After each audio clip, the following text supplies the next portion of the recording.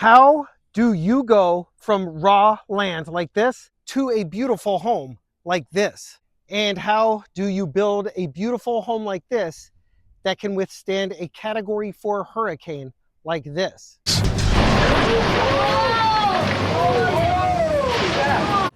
That's exactly what we are going to cover in this video today.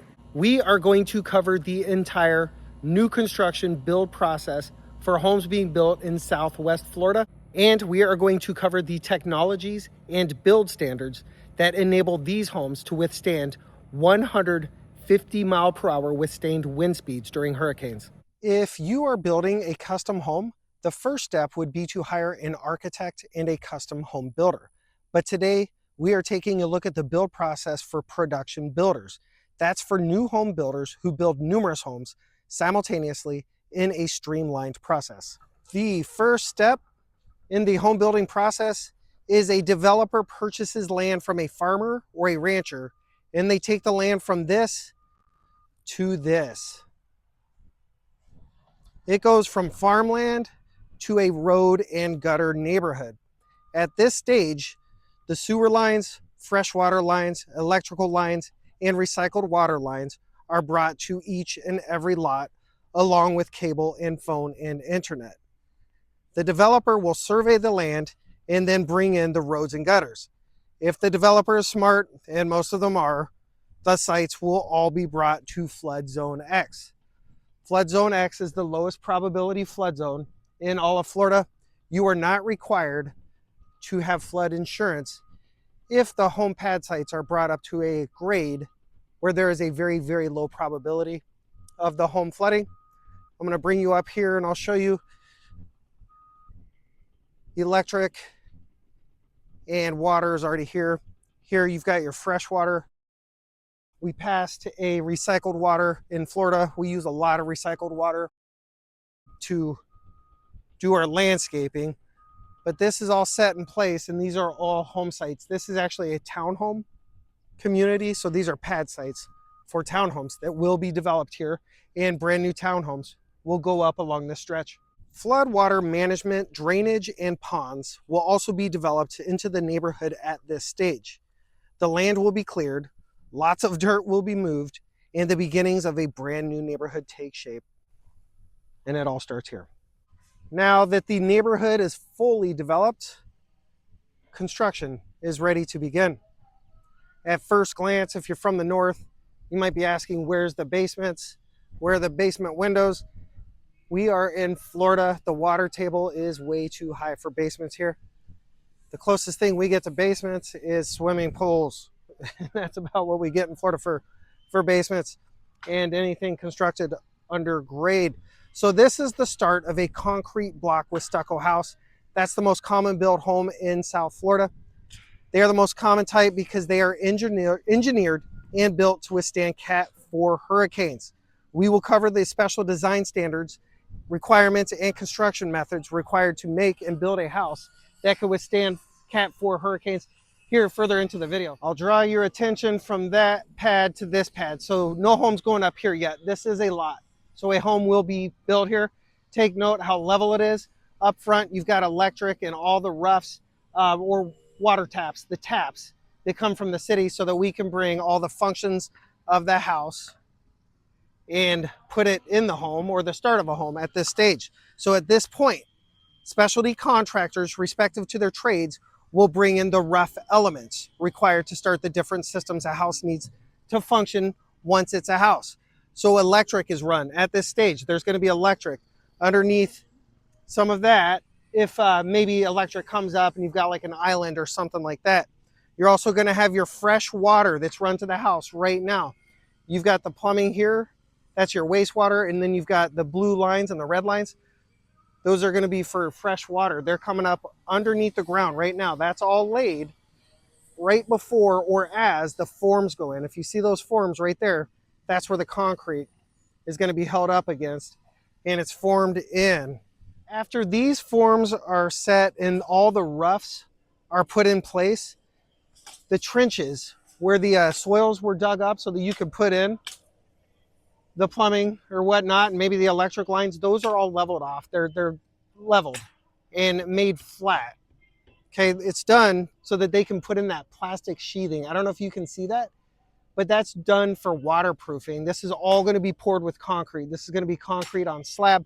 Concrete is porous. Concrete will absorb water and bring moisture up like a straw. So what they do to waterproof things is they'll put down that plastic to waterproof it so that the house doesn't absorb water underneath the slab. Okay, beyond that, what we have is a monolithic slab. And I'm going to show you what that is. It's all poured at once. You've got the metal out there, the metal meshing. That's to make the concrete very, very strong. And it runs all the way out to the foundation walls. The foundation walls are wider. This is going to hold a huge load. Over across that way, you've got concrete block. It's very, very heavy. That's going to go on top of this. That's your monolithic slab. That's where it connects from your main slab all the way down to your foundation walls right here. Now we can talk a little bit about what makes this house sturdy. What makes this house sturdy enough to withstand 150-mile-per-hour winds during hurricanes. You guys, these bars right here, it's all gonna be tied in from the slab to the foundation to the bars. So the monolithic slab on grade is seamlessly connected to the load-bearing walls as the stem walls are connected to the footers in the foundation. Footers are down here. That's your foundation wall right there. These rebar right here, that's your stem connections. So what you're going to have is those rebars that stick up. You notice it's about every 3 or 4 feet. They're going to connect into the concrete block or the center blocks. And then the location where these stems connect with these center blocks are going to be filled in with concrete. So your foundation is going to connect to the blocks through the rebar, and it's all going to be reinforced so strong that these walls cannot be blown over during a hurricane. Before we move along, I also want to point out the stem system does continue to the 2-story homes. So I'm at DR Horton in Bella Lago, and what you have is concrete block that runs continuously from the first floor all the way up to the second story. When they level up, when they go from the first story to the second story, they will add more rebar, more block, and it will all be connected through the stem system to the second story. Before we go over there and see the next step of the home building process, I want to take a look at the slab, the footprint of the house after the concrete was poured. This is your garage. Back there, you've got your patio or your lanai. It's all poured at the same time. At this stage, you've got your wastewater that's connected underneath the slab, along with the fresh water. I don't see any electric ports in there, so there's not going to be any electric run to an island. Do want to point out, if gas was going in the house, then the gas would have also been brought up if it was being brought to an island. Over there, you've got your fresh water line. That's where the fresh water is going to come in, and they connect to all the blue and red piping. Last thing we'll point out, stems. You got stems every 3 or 4 feet. We're going to visit that again here in a second. Let's go see a house while the walls are going up. For the next step, I really want to take you through that house because they are putting up the walls, but they're in there busy, so I can't go in there and interrupt. Didn't necessarily want to go in here because the roof truss are already in, but we'll pretend like they're not. So you guys, at this stage, you've got a header. That's a solid concrete block. That's for sturdiness. And I want to also show you this. I said that the stem walls where you've got the rebar, as you can tell right there, you've got a stem rebar piece that goes up, and then they filled that whole cell full of concrete. And they did that in the corners. They did that every 3 or 4 feet throughout the entire house. I don't want to get too close over here, but you can see each spot where the stem was filled with concrete, and then an inspector came through and inspected that to make sure that that was done.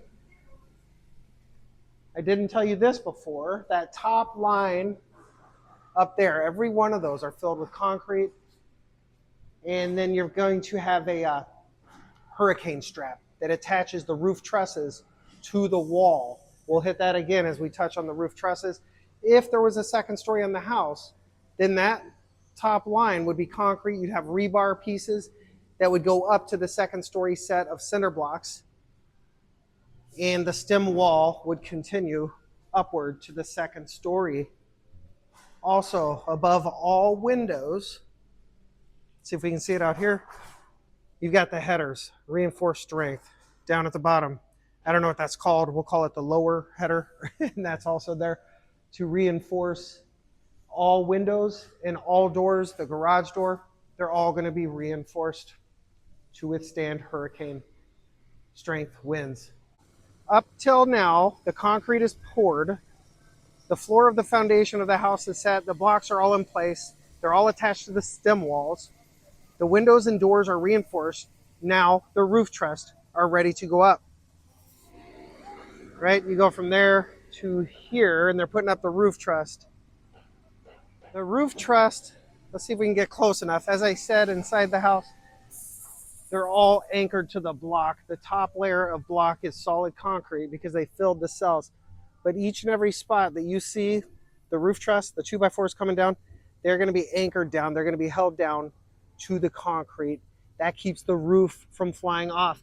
If you want absolute catastrophe during a hurricane, that is when the roof comes off. And that's what these are built to withstand. Here, we've got a good view of it over here. We'll come over here and I'll show you. This is a 2-story. So this house will be a 2-story. I can tell that because you've got the rebar going upwards at the top of the block. So that will be secured to the blocks that are going on top. And then concrete will go in there to reinforce it. Right along there, you've got those metal flashing pieces that go up. That's your hurricane straps. So this is it for the walls and the trusses. After the roof trusses go up, the builder has one thing in mind. Again, the builder in this case is D.R. Horton. The builder has one thing in mind, and that is waterproofing the home. Okay, so after the trusses go up, then they add decking to the roof. And on top of the decking is the plywood. And then on top of the plywood, you get a waterproofing sheet. And then on top of that, you'll get your shingles. So the roof is waterproofed. And then the windows go in. They want it waterproofed so that they can get their trades and their artists inside the house working. Roof is done, windows are up, doors are on.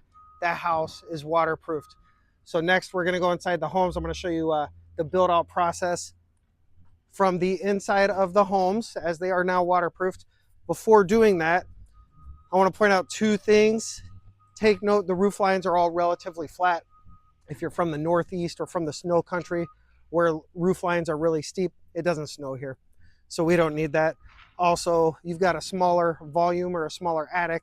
That's less heat that will be held in, and also taller roof lines create wind hazards during hurricanes. So the flatter roofs are actually better for the hurricanes.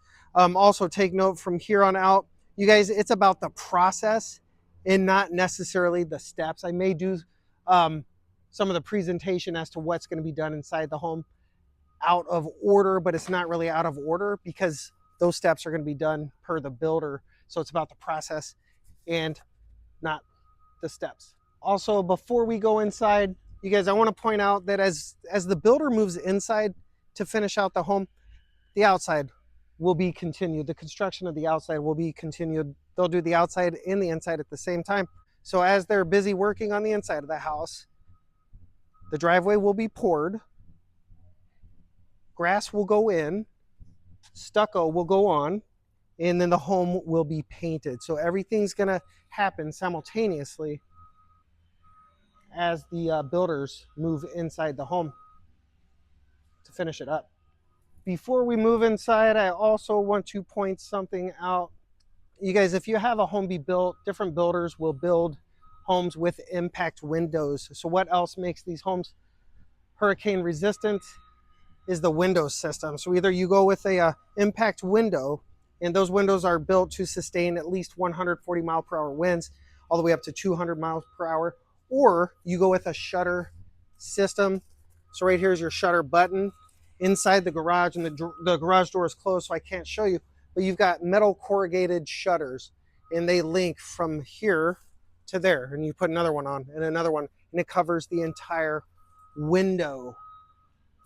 So the lengths at which these builders go to make these safe homes in hurricanes is extraordinary. It really is.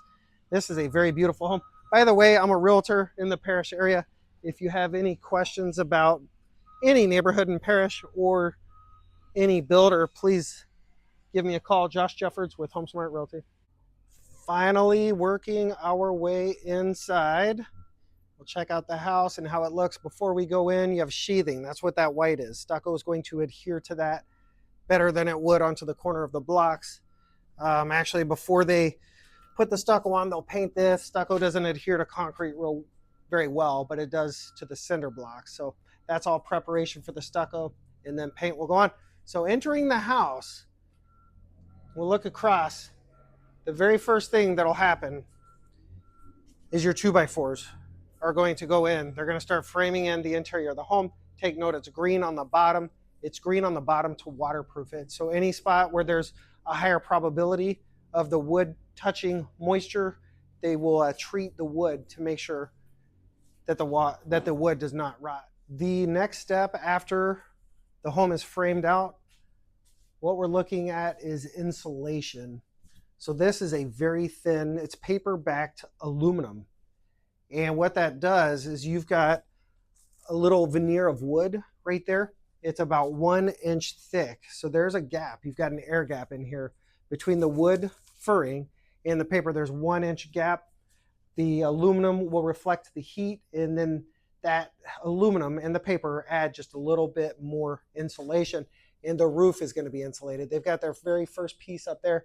That's all fireproofing insulation. The entire roof line is going to have, I think it's R35 value insulation, and that'll keep the cool air inside and the hot air outside. It doesn't sound like a whole lot, you guys, especially when you look at this. So it's got an R value of 4.1. That's not very high. I live in Florida. I used to live in Colorado. On the very, very cold nights in Colorado, we'd have the R35 on the walls, but it would get so cold outside that we'd have the furnace running and you could feel the cold going through the walls. I don't feel that in Florida. I don't feel the heat coming through. So what you've got is paint, stucco, and then you've got the cinder blocks. And then from there, you've got the foil insulation, and then you're going to have the actual sheetrock and then paint on top of that. So it works like a pretty good barrier, and it's pretty well insulated. I don't ever feel hot walls in the summer times like I would feel cold walls in Colorado in the winter times. It does a really good job. After the insulation goes in, you have all the stuff that needs to be taken care of before the drywall goes in. You have it all taken care of. So let's point these items out. What you have here is an electric box. You can see the electric wires in there. This electric box is recessed into the cinder block. So what they have is a hole in the cinder block. They push the block back in there, and then they're going to run the wires. We'll take note of this, a little bit different than how you would do it up north or in Colorado. Notice all the electric wires run to the ceilings. So all your systems, except for the stuff that was pre-plumbed at the time that the slab was poured, is going to run into the ceilings. From electric wires, I'll try to find a plumbing line. Sometimes you'll have plumbing lines that go up to the ceiling as well. This house isn't a good example, but sometimes you'll have your hot and your cold that actually come down from the ceiling to the spot where that line is going to be run. Air conditioning is all run in the ceiling up in the attic. So this is all taken care of before the sheetrock goes in. I'm trying to find, so this will be your spot where your HVAC, where your AC and heater goes. That'll be the unit. And then it all stems out, it trunks out, and it hits every single room.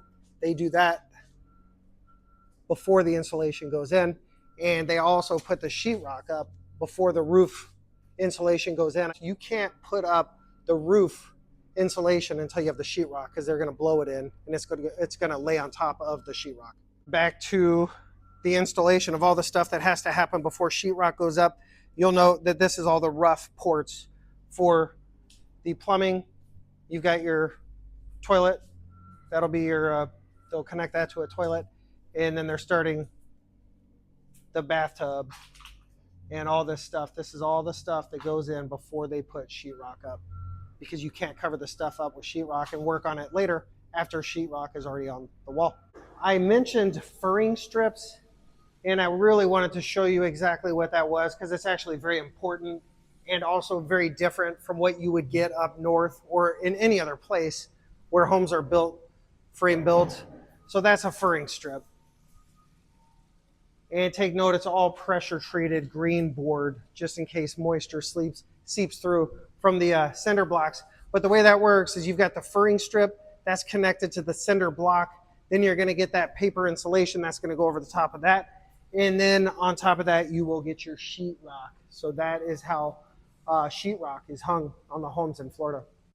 With everything done behind the walls, from insulation, electric boxes, HVAC, plumbing, with all that done, and the furring strips are in place, now sheetrock can be added.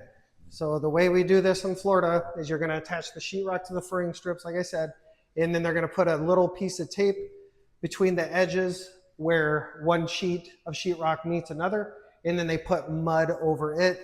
Creates a pretty flat wall. This is not complete yet, though. They're not going to put paint on here yet.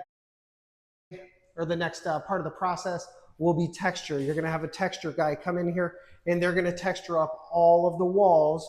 Not like up north, where I think people are very accustomed. They're actually surprised to see texture on walls. It's not like up north. They put texture, and then from there, they will paint the walls.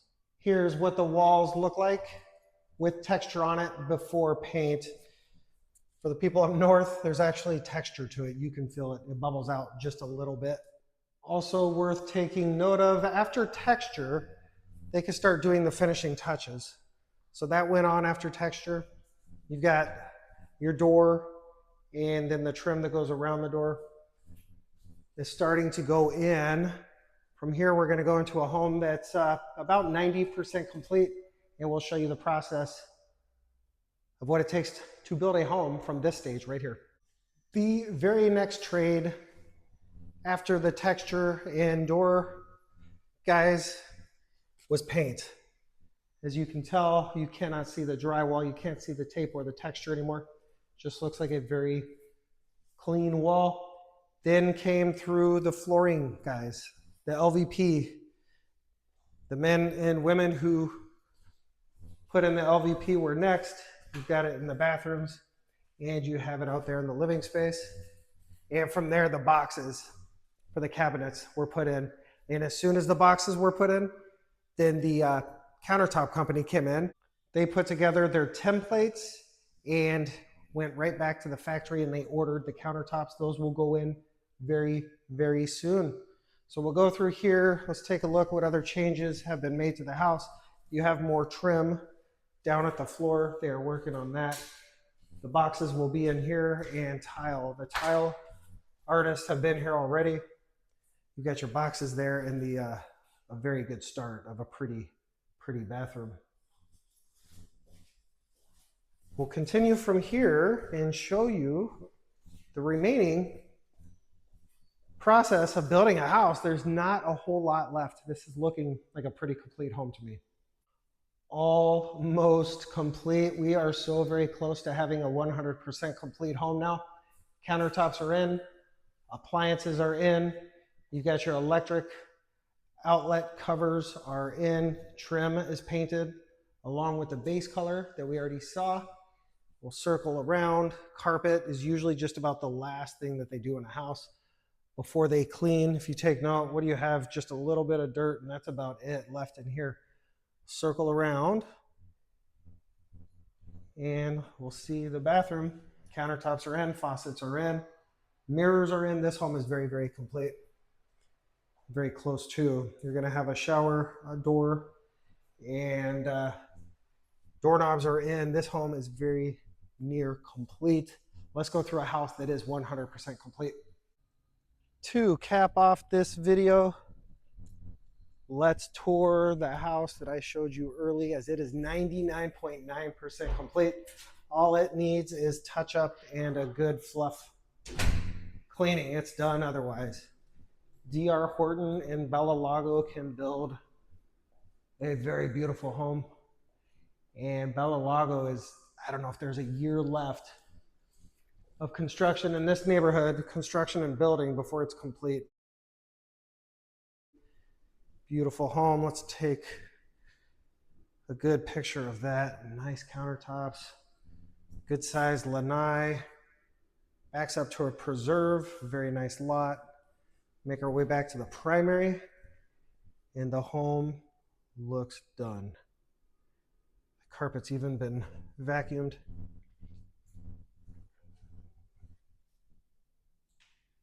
From start to finish, almost finished, 99% of the way there. We've walked through the entire construction process and the way homes are built in Florida. And on this example by D.R. Horton. Again, if you're interested in any home or neighborhood in the Parrish area, I am a realtor. Let's take a look out here. So we've got these nice appliances. I wanted to see, I couldn't get in here earlier. I assume that the shutters are in here, and they are. So this is what will go up on those shutter buttons that I pointed out earlier. Every window, every door has a shutter. Custom made, custom designed to cover them if and when there's a hurricane. Attention to detail, little white specks, and the construction manager has called it out on his trades, and he's saying, trades, come back and finish the house, make this house perfect. And they'll be back probably tomorrow. Again, just imperfections that they're going to come back and perfect.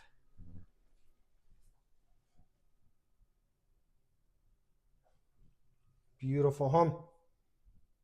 You guys, I already stated I'm a realtor in Parrish. If you enjoyed this video or videos like this, I post about 2 videos a week